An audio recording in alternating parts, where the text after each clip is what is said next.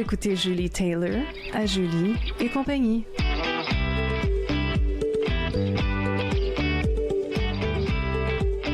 Aujourd'hui, mon invité est Dave Gibault. Dave Gibault des Jardins Bolton. Salut Dave. Bonjour Julie. Comment ça va? Ça va très bien, merci. Toi? Oui, merci d'être ici Dave parce que on s'est parlé comme ça en pré-entrevue puis il y a plein de choses qui m'intéressent d'en savoir plus sur le beau projet que tu as parti il y a une dizaine d'années. Effectivement, les Jardins Bolton sont nés en 2017, fait qu'on complète notre 9e année, puis on va commencer la 10e année l'année prochaine. Dis-moi, est-ce que tu as toujours eu pouce vert, comme on dit? C'est-tu quelque chose que t'avais dans le sang, que tes parents t'ont montré, puis que tu tenais à vivre? Non, pas du tout. Je viens pas du tout de ce milieu-là. C'est quelque chose que je me voyais peut-être faire à ma retraite ou pré-retraite, avoir un petit jardin, relax. Mais la vie en a voulu autrement. Je suis tombé là-dedans. Puis on s'est lancé, puis ça va faire 10 ans, donc un beau succès. Tu me disais que tu es de Montréal, originalement. Oui, exact. Tu travaillais dans quoi? Parle-moi de toi. Moi, je me suis promené un peu quand même. J'ai fait une couple d'affaires. À la base, j'ai étudié 1 an en droit à l'Université de Sherbrooke. J'ai vite vu que c'est pas quelque chose qui m'attirait tant que ça pour faire de ma vie. Donc après ça, j'ai voyagé, j'ai fait une couple d'affaires. Puis à un moment donné, je me suis un peu tanné de Montréal. Je voulais vivre d'autres choses, voir autre chose. Donc j'ai déménagé au Lac-Saint-Jean. Je suis retourné là-bas à Saint-Félicien. Tourné au cégep. J'avais 27 ans. C'était technique du milieu naturel. C'était pour travailler justement dans le bois avec les animaux, faire des démembrements d'animaux tout ça. Donc c'était super intéressant, sauf qu'il n'y avait pas tant d'emploi dans ce domaine-là. Fait que j'ai fait 1 an, puis le hasard de la vie a voulu que je finisse gérant dans une boucherie. Ben, quand tu me parlais de démembrement, je te l'ai bouché. Ouais. Fait que c'est ça, j'ai fait ça un peu plus qu'1 an, je crois. Et puis, à partir de ce moment-là, je commençais un peu à m'ennuyer de ma famille, mes amis. Mm-hmm. Donc, après 2 ans au Lac-Saint-Jean, je suis revenu à Montréal. Et puis là, j'avais touché un peu à l'alimentation, ce que j'avais pas fait avant. Donc, quand je suis revenu, c'était l'été. Je me suis dit, qu'est-ce que je fais cet été? Et puis, le marché Jean Talon, je voulais vivre cette expérience-là. Ça me semblait quand même plaisant de travailler là. Donc, j'ai travaillé un été au marché Jean Talon à vendre des légumes. Okay. Donc, après cet été-là, à vendre des légumes, je me suis dit, pourquoi ne pas essayer de les faire pousser maintenant? Wow, quand même. Fait que là, tu vis à Montréal, t'as tout ce bagage-là, t'as fait le tour, la nature, mais tu sens pas nécessairement... J'imagine que quand tu vends des légumes au marché Jean Talon, t'es loin d'être un avocat ou dans un job avec un employeur. Fait que t'es encore en quête de ce que tu voulais faire. Exactement. Puis ce que j'aimais au marché Jean Talon, c'est que les gens semblaient heureux d'être là. Les gens venaient faire leur épicerie, mais avec le bonheur. Puis versus quand je travaillais dans une grosse chaîne d'épicerie, je trouvais que les gens, le jeudi, quand ils venaient faire leur épicerie, ils avaient comme moins l'air d'avoir du plaisir d'être là. Fait que c'est ce qui m'a attiré au marché Jean Talon. Puis justement, les marchés publics, le contact direct avec les clients, c'est quelque chose que j'aimais. C'est très intéressant. Fait que, est-ce que tu sentais qu'il y avait une fibre, les gens se retrouvaient, il y avait une connexion qui s'installait, les gens qui venaient acheter, tu te rappelais d'eux ou ils se rappelaient de toi? Est-ce que tu étais témoin de cette communauté autour de la bouffe déjà? Oui, c'est sûr qu'au marché Jean Talon, c'est plus gros, là, plus de monde, mais il y avait toujours des réguliers qui venaient à chaque semaine faire leur épicerie au même kiosque, puis ils avaient leurs habitudes. Fait que oui, on créait des liens. Fait que quand les gens arrivaient une semaine après les avoir vus, ben déjà le lien était créé. Puis c'est ce que j'appréciais dans ce travail-là. Fait que là, on est dans quelle année? Ça, c'était en 2015. En 2015. Ouais. OK. Alors là, t'es tombé sur un livre, je crois? Ouais, le livre de Jean-Martin Fortier, Le jardinier maraîcher, un classique là, que plusieurs ont lu. Mais moi, ça a été le déclic. En lisant ça, je me disais que c'était peut-être pas aussi... Ça peut être pas si facile, mais c'était quand même un peu un livre de recettes. Donc, c'est d'appliquer la recette, puis ensuite, peut-être l'arranger un peu à notre main. Là. Mais c'est une bonne base pour commencer. Alors, quelqu'un qui avait pas d'expérience, qui est encore à Montréal, qui avait quand même un bagage d'informations maintenant, puis un alignement avec ce qu'il souhaitait tenter, a lu ce livre-là. Puis là, il fallait quand même que tu trouves une parcelle de terre. Exactement. C'était quoi le processus, là? Avant de me lancer à 100%, je voulais être sûr, est-ce que j'aime ça? Est-ce que je veux faire pousser des légumes? Donc, ce qui est arrivé, j'étais allé travailler sur une ferme en Outaouais. Ça s'appelle la ferme aux Pleines Saveurs. On travaillait avec des travailleurs étrangers. On faisait 400 poignées de légumes par semaine, ce qui était quand même assez gros. Fait que ça a été une très bonne école pour apprendre à c'est quoi, en gros, faire pousser des légumes, puis comment la mise en marché, puis tout ça. Fait que j'ai fait ça pendant quelques mois. Ensuite, je suis revenu à Montréal. J'ai eu un emploi justement à la ville de Montréal permanente parce que je savais que si je voulais partir un projet, il me fallait quand même une certaine stabilité pour pouvoir justement aller emprunter. C'est bien intelligent. Fait que je reprends tes paroles. T'as quand même beaucoup d'envergure. T'as pas froid aux yeux. Tu oses. T'as fait plein de choses qui t'ont amené dans cet alignement-là de ce que tu aimes faire. Puis tu réalises que démarrer ton entreprise, t'as dû faire l'expérience de c'est quoi pousser des légumes. T'es prêt à te déplacer pour ça. T'es revenu sur Montréal. Puis ton plan de match a été j'ai besoin de stabilité pendant que je développe mon projet. Exactement. Faut le faire. Ben oui. Faut pas être très attaché à qu'est-ce que les gens vont penser de moi. Non, puis fallait l'essayer. Là, c'était un appel, donc je pense rien à perdre. Puis tous les morceaux du puzzle se plaçaient? Ça s'est placé, je crois, naturellement. Aussi, les décisions qui étaient prises en cours de route, c'était tout le temps dans le but de partir un projet agricole. Donc, tout tournait pas mal autour de ça, en fait.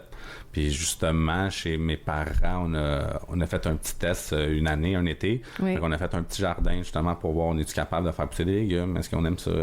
Puis les parents, ils vivent où? À Sainte-Julienne, c'est dans l'Anaudière. D'accord, OK. Puis donc, ce que je crois comprendre de ce que tu me dis, c'est que tu avais une partner d'équipe, là. Exactement. C'était ma conjointe à l'époque. Fait qu'on a parti ça ensemble. On est allé travailler sur la ferme, justement, en Outaouais ensemble. Fait que, on a fait nos arts en équipe, puis on a lancé le projet des Jardins Bolton aussi ensemble. OK. Puis, est-ce que tu trouves que c'est important d'avoir un partner quand tu fais un démarrage d'entreprise? Probablement, parce que c'est beaucoup de travail. Donc, oui, c'est important de peut-être se séparer les tâches, puis ça permet d'avancer un peu plus vite. Par contre, des fois, avec son conjoint, sa conjointe, ça peut être des fois plus difficile de travailler et vivre ensemble. Donc, c'est ça. Il y a des pour et des contre, je crois. Ouais. Puis, est-ce que ton expérience d'entrepreneurship, au départ, c'était quand même de pouvoir prendre des décisions rapidement ou de façon efficace? Avais-tu une capacité puis un talent de ça? C'est ça qui a fait que les choses s'emboîtaient bien?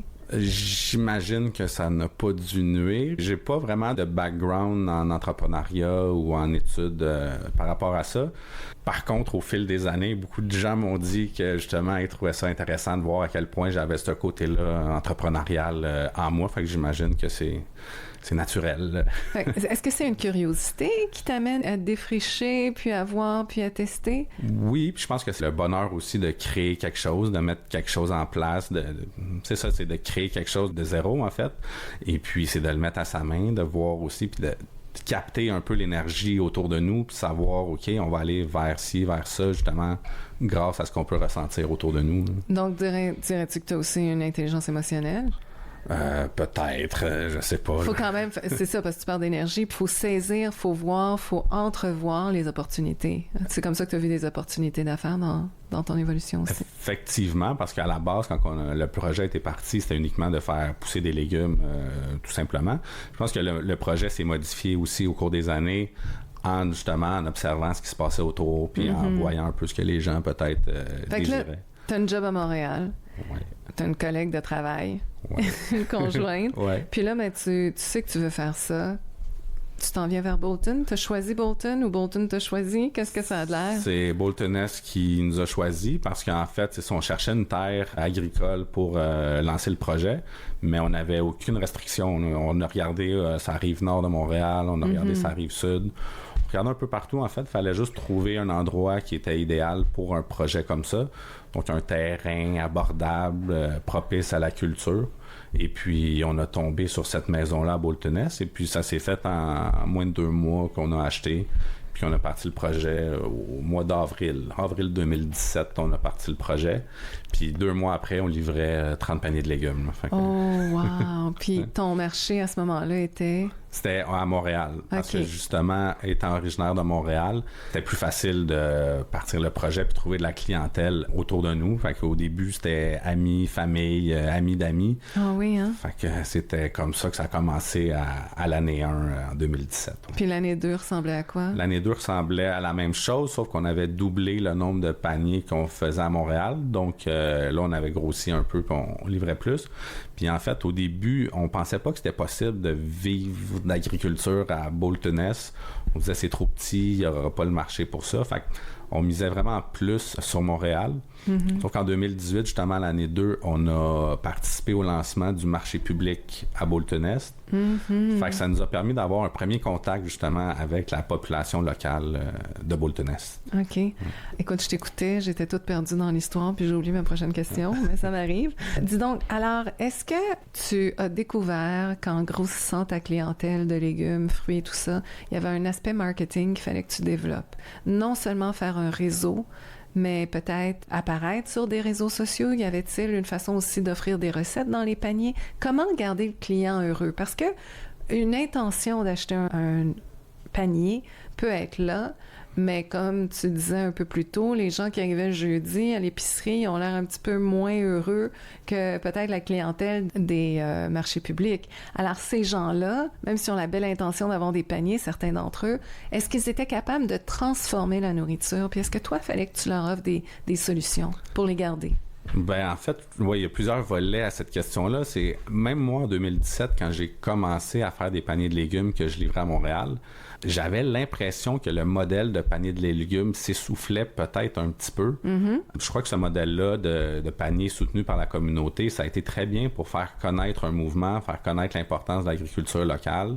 Sauf que les gens, de se faire imposer des légumes à chaque semaine dans leur panier, puis que tu dois absolument à tel jour, telle heure aller chercher ton panier, j'avais l'impression que c'était peut-être pas l'idéal en tant que client. Fait que oui, on essayait de garder un certain contact avec eux, mais je trouvais ça difficile. Parce que surtout, quand j'allais livrer à Montréal, je laissais les paniers dans un point de dépôt, puis je repartais. Fait que j'avais pas vraiment de lien avec ces clients-là, puis je trouvais ça dommage.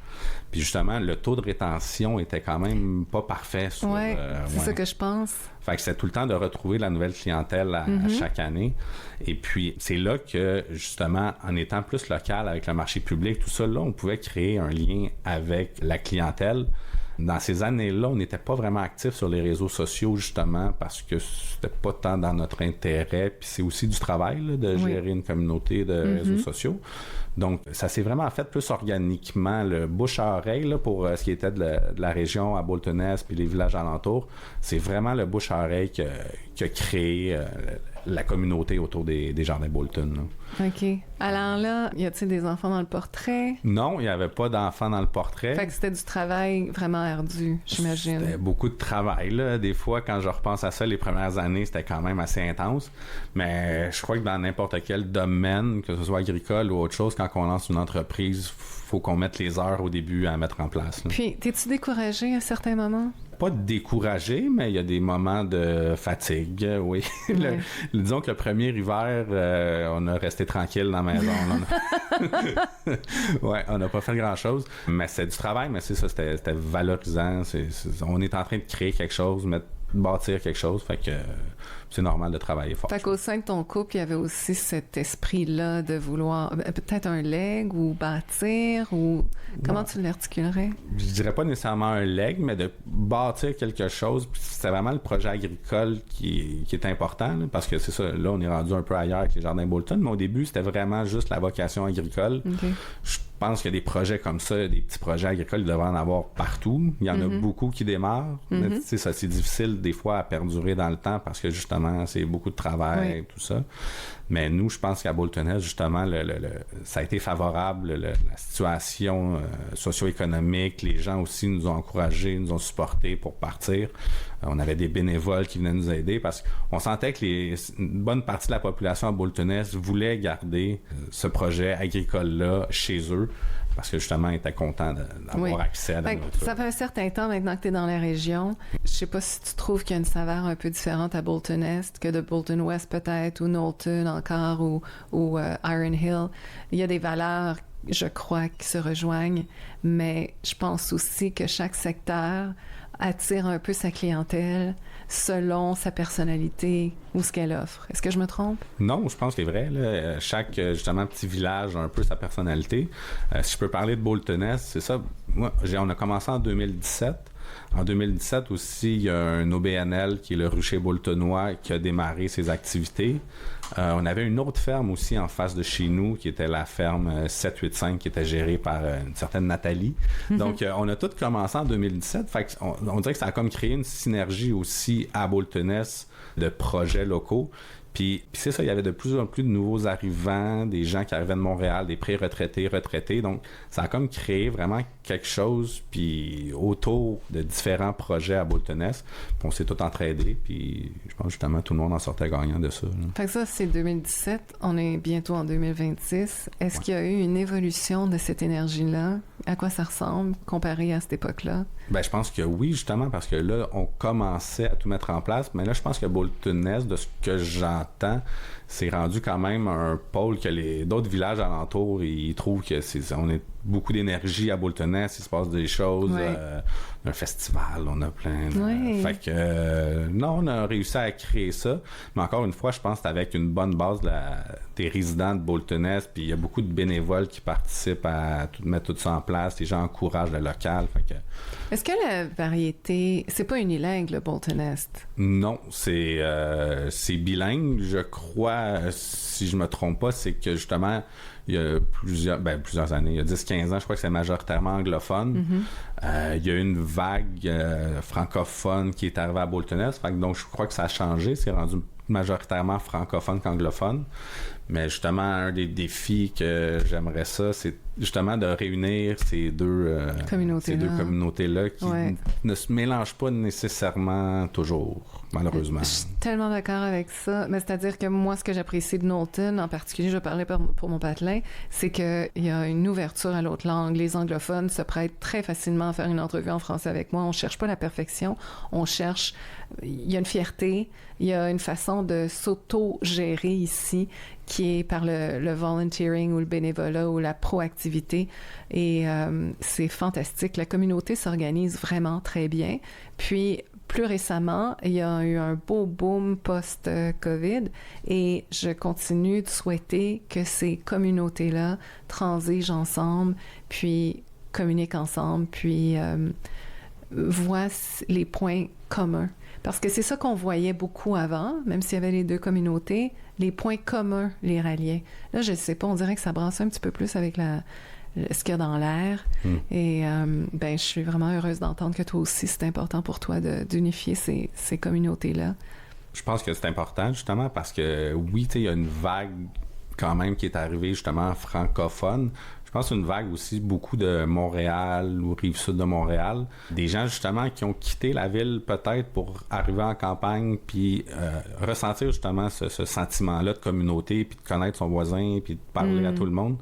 Fait que je pense que, justement, on doit s'ouvrir aussi à la communauté anglophone qui était là bien avant nous et puis que leurs racines sont bien implantées ici. Absolument. Puis on doit également, je pense, respecter ces valeurs-là. C'est grâce à eux. Puis notre rôle, c'est d'entendre aussi ce que la nature veut. Si on n'avait pas la nature autour de nous, ça n'aurait pas ce cachet puis l'énergie qui nous attire ici pour faire ce que tu fais quand tu crées autour de ton jardin. Puis moi aussi, de vivre mes valeurs. Alors, c'est très important, je crois, de redonner à César, comme on dit, l'appréciation d'avoir bien géré le territoire et d'honorer ça, puis de se calquer là-dessus et de faire aussi bien, sinon mieux. Hey, allô! Avez-vous des idées ou des questions à partager? Aimeriez-vous être mon invité à l'émission? Juste allez sur julietaylor.ca et laissez-moi un message. Merci! Effectivement, puis c'est ça, je pense que là, idéalement, on travaillerait ensemble, tout le monde, à créer ça, mais justement, moi, je l'ai vu un peu avec le kiosque à la ferme, majoritairement, au début, c'était des francophones, mais il y a de plus en plus d'anglophones, je crois, qui viennent au kiosque, puis justement, on peut créer des liens, puis juste de se parler, puis de comprendre un peu la réalité de l'autre, je pense que c'est important. Fais-tu encore des paniers? Parce que j'ai vu aussi passer sur Facebook que tu fais des tables champêtres. Tu veux-tu me parler un peu comment tout ça a évolué en tant qu'homme d'affaires qui voit des opportunités? Oui, en fait, comme j'ai dit au début, les paniers de légumes, je sentais que le modèle était peut-être en déclin tranquillement. Et puis justement, quand est arrivée la pandémie, j'avais déjà dans l'idée de construire un kiosque à la ferme. Quand la pandémie est arrivée, justement, j'avais dans l'idée de faire à peu près une centaine de paniers de légumes que je livrais à Montréal, plus le kiosque. Et puis, j'ai décidé, avec la pandémie, là, on était vraiment mangeons local. Et puis là, Montréal était rendu comme presque Zombieland. Oui. Donc, j'ai décidé que je faisais plus de paniers à Montréal, finalement, et puis que je me concentrais 100% sur le kiosque à la ferme et puis le marché public à Bolton-Est. Donc, au début, le kiosque, c'était 2 petits frigos de maison avec mes légumes dedans. Fait que ça a été ça pendant 2 ans. Puis à la 3e année, j'ai commencé à intégrer d'autres produits de la région, de d'autres producteurs. Donc maintenant, au kiosque, au Jardin Bolton, il y a de la viande, du pain, fromage. Fait qu'on fait affaire avec plus d'une vingtaine d'autres producteurs de la région qui proviennent tous d'un maximum de 50 km des Jardins Bolton. Donc, tu sais, je sentais que les gens avaient une envie de consommer local. Oui. Sauf que quand il faut que tu fasses un endroit pour ton poulet, un endroit pour tes légumes, un endroit pour ton fromage. Oui, surtout sur un rayon de 50 km. Exact, ça devient compliqué. Oui. Et puis, moi, j'ai la chance d'être bien localisé aussi, une route quand même passante. Donc, il y a beaucoup de gens qui arrêtent au kiosque. Peux-tu me dire, maintenant qu'on parle du kiosque, il est situé où? Il est situé à Bolton-Est, juste avant d'arriver, si on arrive de la sortie 106 d'Eastman. OK, de la 10. Oui, exact. Sortie 106, et puis c'est juste avant d'arriver au centre-ville, si je peux dire, de Bolton-Est. À la fourche dans la route. Exact. C'est sur la rue Thériault, c'est la rue du parc. Donc, le parc est à un bout de la rue Thériault. Moi, le kiosque est à l'autre bout de la rue Thériault.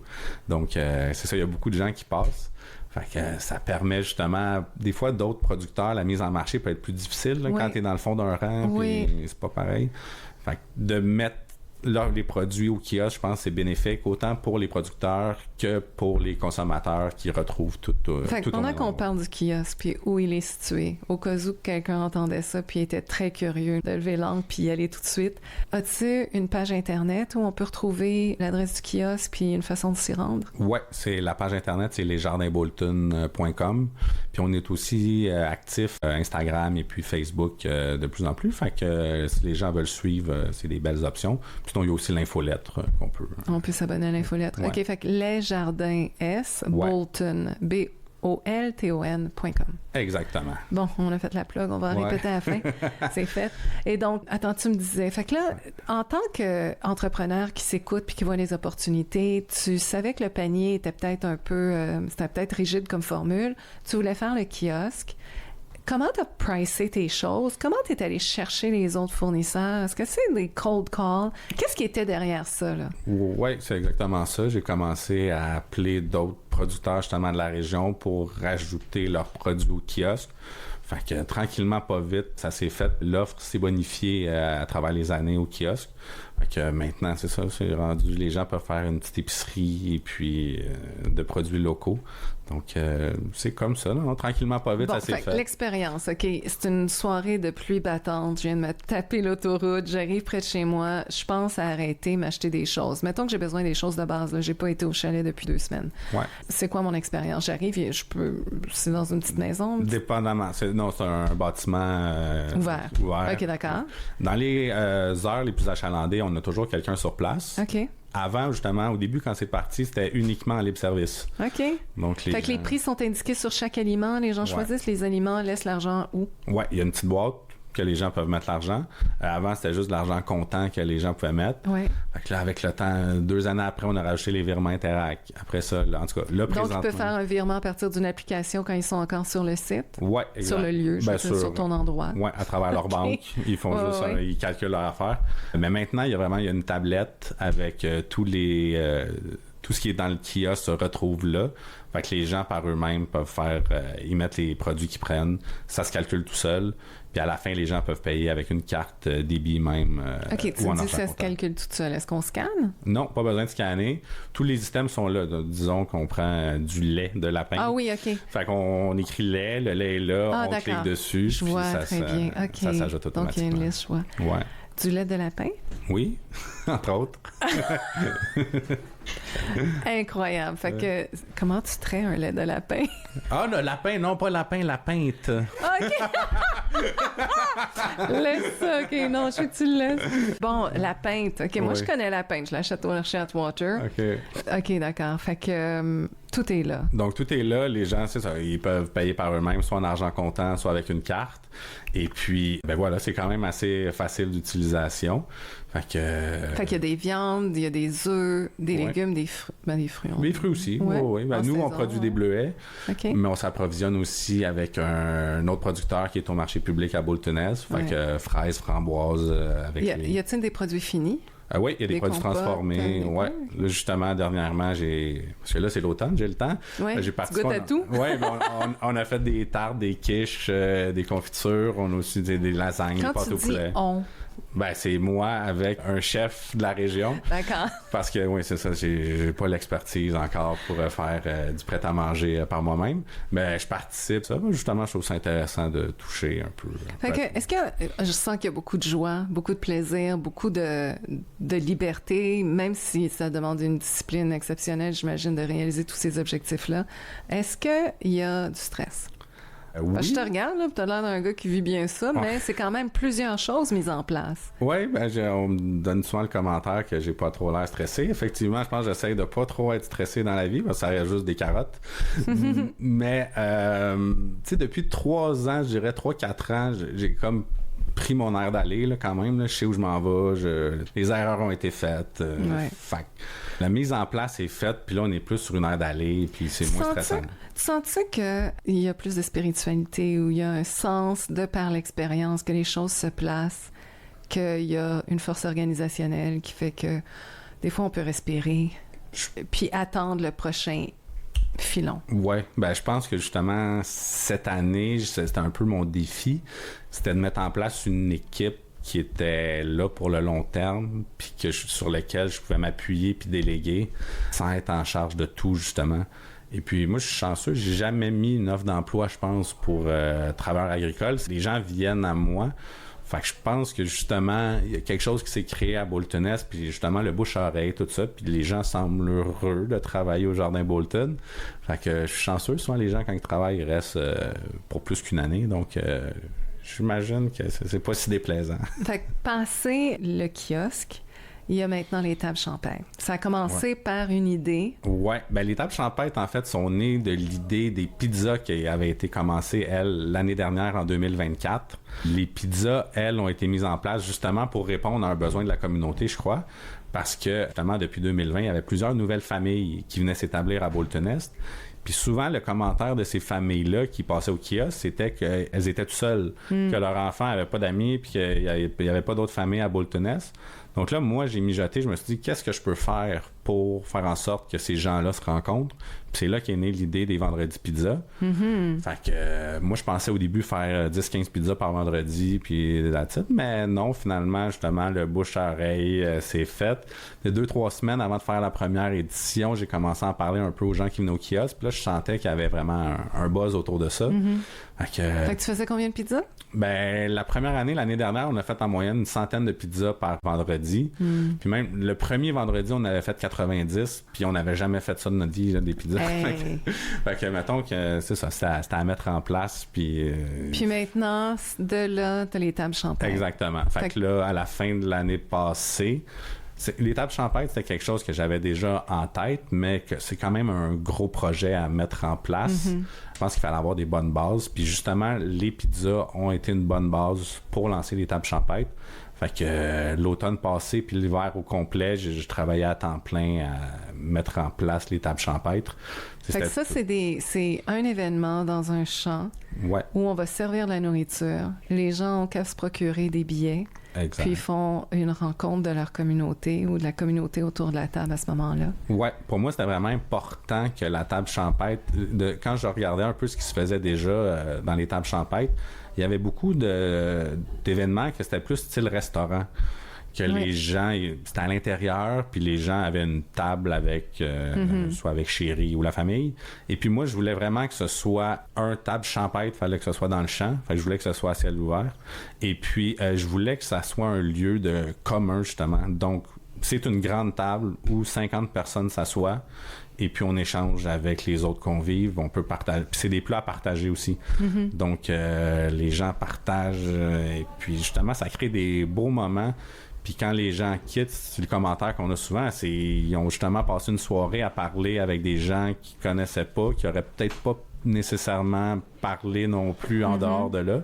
Donc je crois que ça crée des moments spéciaux. Justement. Génial ça. Alors tu offre tes billets en pré-vente cette année pour l'année prochaine. Ouais, en fait, à partir de demain, les billets vont être en pré-vente. Il y a beaucoup de gens, justement, qui étaient déçus l'année dernière de pas pu avoir la chance de venir.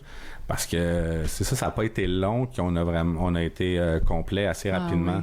Oui, ouais. Après 3 ou 4 soirées champêtres, justement, là, le bouche-à-oreille s'est fait. Le mot s'est passé. Ouais. Ben, alors, allez acheter vos billets pour l'an prochain, pour les étés de table champêtre au Jardin Bolton. Fait que, Dave, y a-t-il autre chose que tu voudrais nous dire avant qu'on quitte? Ben non, merci de m'avoir reçu. Très apprécié. Merci d'être venu. C'est vraiment chouette d'avoir entendu ton parcours, ce que tu fais, puis tout ce qu'on peut réaliser en communauté. Ben merci, Julie. Merci à toi.